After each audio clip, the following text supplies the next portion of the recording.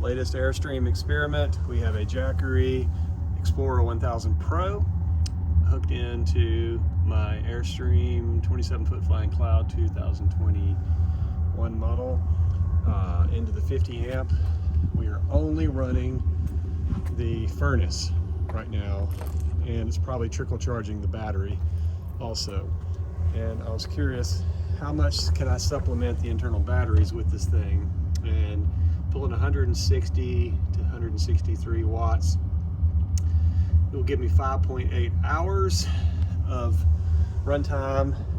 Now ideally, this would be furnace would be cycling on and off and not running constantly, so I'm going to guess maybe 8 or 9 hours once it's all heated up. It was 44 degrees in here, and I set it on 55 to warm it up. My goal would be to figure out how to get this connected inside without having to use my external smart plug, and somehow put my Jackery, in the wardrobe and have a bypass switch so I could just plug it in. I don't know if there's any way to avoid attempting to charge the batteries of the rig.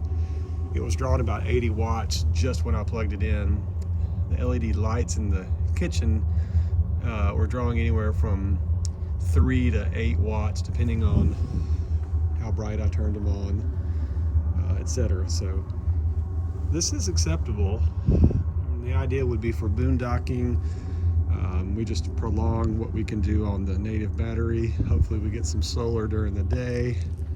Maybe find a place to charge the Jackery back up